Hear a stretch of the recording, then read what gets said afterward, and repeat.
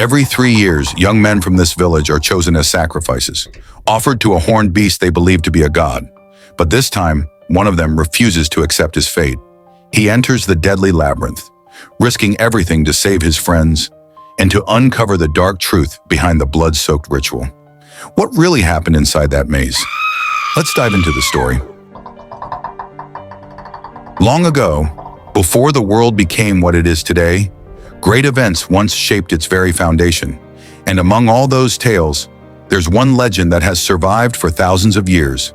A story from a time when the world was ruled by the bull god, the most powerful of them all. This so-called god was worshipped by a kingdom on a remote island. At first, their devotion came from a place of reverence. But over time, the kingdom changed. They grew corrupt, greedy, and forgot all sense of morality. Everyone who lived there seemed to lose their minds. All they cared about was power. And then came a horrifying idea. In pursuit of creating what they believed to be the perfect being, they offered their queen to the bull god. From that forbidden union, a terrifying creature was born, one that fed on the blood of its own mother, who died giving birth to it. As time passed, the creature grew, and so did its hunger. To control the creature, they locked it inside a labyrinth. From that moment on, a terrifying rule was set. It all began after a prince was murdered, and a nearby village was accused of hiding the killer. As punishment, the kingdom declared that every 3 years, 8 young villagers would be chosen and sacrificed inside the labyrinth, as an offering to the beast that lived within. As the 5th sacrifice drew near, the story shifts to a small village, where 2 young men, Theo and Danu, are herding a flock of sheep. Suddenly, they spot a strange figure in the distance, a man with leprosy. For Danu, this wasn't just some random encounter. He believed it was a bad omen, a sign that something terrible was coming. After returning to the village, Theo quickly tells his father about the man he saw. He knows this isn't just coincidence. It's a warning that the royal soldiers are coming to collect their next offering. 3 years ago, the woman Theo loved was taken during the last sacrifice. Since then, he's been asking himself, how long will this go on? How many more lives must be lost just to pay for the death of one prince from the past? Meanwhile, Danu, filled with anxiety, rushes to see his lover, Morna. Back in the village, Theo's father, who also serves as the village chief, gathers a group of elders. They discuss whether they should fight back if the royal soldiers really do come. But the meeting is filled with hesitation. No one is willing to take the risk. And slowly, a different question begins to surface. Why has Theo never been chosen as one of the 8 young people for the sacrifice? Turns out, there's a reason. Theo was spared because his father had chosen him to one day take his place as leader of the village. One morning, Theo wakes to find wolves attacking their sheep. Angry and alarmed, he chases after one of them. But as he reaches a remote part of the woods, he stops in his tracks. His eyes lock onto a strange symbol, carved into the trunk of a tree. At that very moment, he spots the figure with leprosy, standing near the entrance of a cave. Driven by curiosity, Theo steps inside. There, he finds the figure, an old woman seated beside a wolf. Theo asks her about the strange symbol on the tree, a mark that matches half of a medallion he carries. The other half belonged to the woman he loved, taken by the royal guards 3 years ago. The old woman then reveals something shocking. She tells him his lover was never sacrificed. She's still alive, inside the labyrinth. Of course, Theo didn't believe her right away, but just before he left, the woman said something else. If Theo wanted to save the one he loved, there was only one way. He had to kill the beast, the creature known as the Minotaur. The next morning, Theo is woken by his father, who tells him to take their sheep to the mountains, to hide them before the royal soldiers arrive. In that moment, Theo decides to speak up. He tells his father about the mysterious woman in the cave, and the message she gave him, that he must defeat the horned creature. But as soon as his father hears the story, he gets angry. He insists everything that woman said was nothing but a lie. According to his father, the bull creature wasn't just a beast, it was a god, and no ordinary man could ever hope to kill it. Later that afternoon, while herding sheep in the mountains, Theo sees royal ships approaching the village. He can't go back, only stand there, watching from a distance. His mind is filled with thoughts of those who were taken before, especially the woman he loved, who never returned 3 years ago. Anger and regret begin to boil inside him. Unwilling to accept what happened in the past, Theo makes a decision. He's going back. When he arrives, he sees the royal soldiers have already captured 8 young villagers. They've been chosen for the next sacrifice.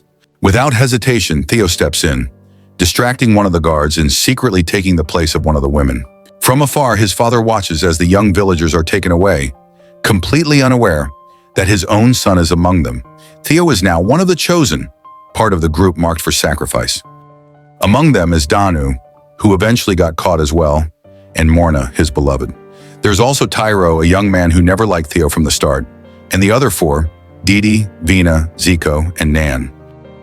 Soon, the 8 of them arrive at the palace of the Bull Kingdom and are taken straight to the throne room of King Deucalion, or as they call him, King Dread. This is where the sacrifice begins. Morna and Vina are the first to be dragged toward a giant pit, covered with iron bars above. Before they're thrown in, King Dread calls for Rafaela, his sister, and the woman he has named as Royal Princess. He asks her to begin the ritual. Once the ceremony ends, the king summons the creature, the Minotaur. The moment the monster appears, the entire chamber shakes violently, and the air grows tense as its terrifying roar echoes through the room. In the midst of all the chaos, Theo and Tyro spot an opportunity. They try to use the moment to attack King Deucalion, but their attempt fails. With the sacrifice ritual disrupted, all 8 of them are thrown into the dungeon. Meanwhile, in secret, Princess Rafaela gives an order to her servant to bring Theo to her. It turns out, Rafaela had already been warned by the old woman with leprosy about Theo's arrival at the kingdom. Theo is drugged and taken to the princess's chamber. There, Rafaela tries to seduce him, but Theo doesn't fall for it so easily. He resists and demands to know what she really wants from him. At last, Rafaela reveals the truth. She wants Theo to help her break free from the grip of the bull demon, Minotaur. In return, she promises to help him save the final victim, who turns out to be none other than the woman he loves. But King Deucalion soon learns that Theo has entered Rafaela's chambers. He arrives with his guards. Theo tries to fight back, but he's quickly overpowered, drugged and tied up above the entrance to the labyrinth. Soon after, Theo and the others are thrown, one by one, into separate shafts that lead down into the underground maze. And once inside, the terror begins. One of them, Nan, becomes the first victim, devoured alive by the monstrous bull, the Minotaur. Meanwhile, Theo, separated from the others, keeps moving through a different part of the labyrinth. Carefully, he explores the cave walls until he catches a strange smell coming from a crack in the stone. The scent feels familiar. He realizes it's the same gas King Deucalion used during the sacrifice ceremony, a gas that, if inhaled too much, can trigger intense hallucinations. Not long after, Theo finds Morna. She's still alive, but before they can make sense of it all, they hear distant screams echoing through the maze. They rush toward the sound and find Danu and Vina, shaken and terrified, after stumbling upon a pile of human remains in the corridor. The 4 of them regroup and talk. Vina wants to focus on finding a way out of the labyrinth, while Theo and the others insist on searching for the rest of their friends, even though they don't know if anyone else is still alive. Meanwhile, above ground, as Rafaela is being escorted by King Deucalion, she suddenly stops. Without hesitation, she chooses to jump into the labyrinth. She does it on purpose, because in her mind it's better to die with the bull creature than live forever as the king's puppet. Down below, Theo and the others arrive at the spot where Nan was last seen. They find scraps of clothing and a set of massive footprints left behind by the beast. As they search the area, Tyro and Zico suddenly appear. Tyro tells everyone to be quiet, not to make a single sound. With tension in his voice, he explains, "The creature is very, very close." Then Tyro reveals his plan. He wants to try and kill the monster, but he needs someone to act as bait. In the end, Theo volunteers. The others hide nearby, ready to strike the moment the creature shows itself. Armed with whatever they can find, they hold their breath and wait, until finally, a figure begins to emerge from the darkness. They prepare to attack, but it's not the bull creature. It's Rafaela. She hasn't come to hurt them. She's come to help them escape the labyrinth. But not everyone trusts her. Vina is the only one who remains suspicious. She's not convinced by Rafaela's intentions and decides to go her own way and look for another exit. But just as Vina starts to leave, meanwhile, Rafaela leads Theo and the others toward the way out. Along the way, they find Didi, unconscious, lying on the ground. Once he wakes up, they continue the journey together. Unfortunately, The exit leads directly to the resting place of the monster. And to make things worse, Raphaela's servant, the one sent to open the door, is caught by King Dread himself. Everything spirals into chaos. And in the middle of the panic, Theo and the others hear a deep, thunderous sound, footsteps, shaking the ground beneath them. The creature is getting closer. In the chaos, Zico is killed. Theo, Danu, and Morna run as far as they can. Tyro and Didi choose to hide in a different area. Theo and the others keep moving, wandering without direction, until they come across a man named Turak. Turak turns out to be one of the past offerings, a survivor who somehow escaped the bull monster. He claims he's been living in the labyrinth for a very long time, and all this time, he survived by eating rats. Turak leads them through a narrow crack in the rocks, the place he now calls home. There he shows them a small hand-drawn map of the labyrinth, one he's been working on for years. But it's clear, Turak isn't completely sane. His behavior is erratic, like someone who's lost touch with reality. Meanwhile, Raphaela, still alive, walks toward the sound of King Deucalion, who's yelling in rage from his throne. The king has ordered the creature to bring Raphaela back to him. Without thinking, he opens the gate to the labyrinth. Back inside, Theo and Danu get into a heated argument. Danu has just learned the real reason Theo came here, to find the woman he loves based on what the old leprous woman told him, but their shouting draws attention. The creature hears them, its heavy footsteps growing louder and closer. Luckily, the monster's focus shifts when it hears King Deucalion calling out for Raphaela. It turns and charges toward the voice. But when it arrives, the king quickly retreats, locking the door from the outside, leaving his followers behind. Seeing a chance, Theo begins pressing Turak, demanding to know where his lover, Vion, is being kept. Under intense pressure, Theo accidentally finds Vion's necklace. With that necklace and Turak's hand-drawn map of the labyrinth, Theo forces him to lead the way to the place where he first found it. Elsewhere in the maze, Tyro and Didi are still trying to find a way out. They finally reach one of the waste shafts. With no other choice, they decide to climb it. But just as they start going up, the Minotaur appears. Panicked, Didi slips and falls back into the maze. Meanwhile, Theo continues searching for Vion. He reaches a quiet, empty corridor and hears a voice he knows by heart. Vion is calling his name from afar, and then she appears right behind him. Theo turns, shocked beyond belief. Without thinking, he runs to her and holds her tight, but his joy quickly fades as he realizes Vion has been dead all along. Blaming himself for everything, Theo sets off to find whoever's still alive. But then, he hears Danu's voice asking him to protect Morna. At the same time, Danu comes face to face with the Minotaur and is killed on the spot. Hearing his friend's death, Theo, now burning with anger, throws the necklace against the wall. By accident, the impact triggers a spark, and it catches the gas he'd smelled earlier. That spark gave Theo a new sense of hope. Maybe, just maybe, there was a way out of this place. Not long after, Raphaela finds Theo sitting alone, lost in thought. Seeing his condition, she finally opens up, telling him everything. She reveals the truth behind the bull god and the real reason those sacrifices had been happening all this time.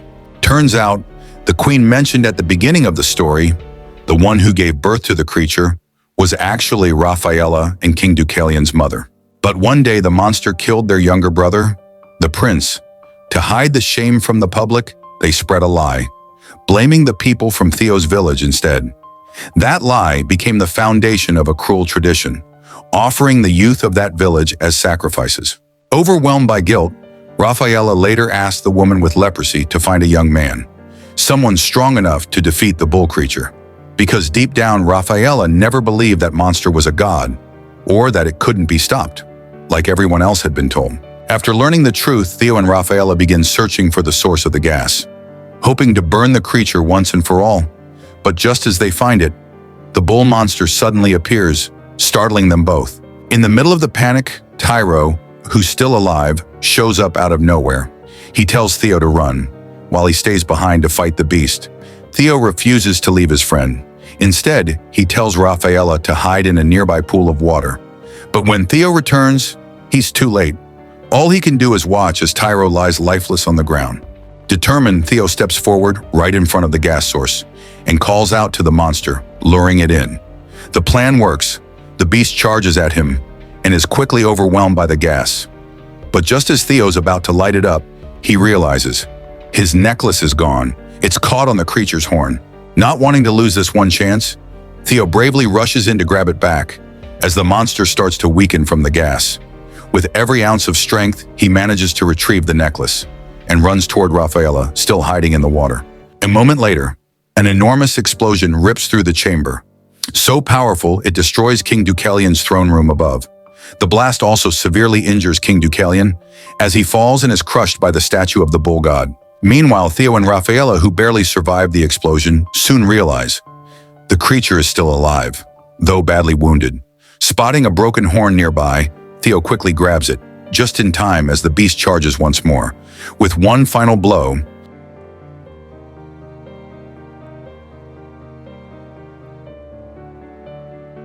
later, as Theo and Rafaela search for a way out, they finally find Morna, hiding with Turak.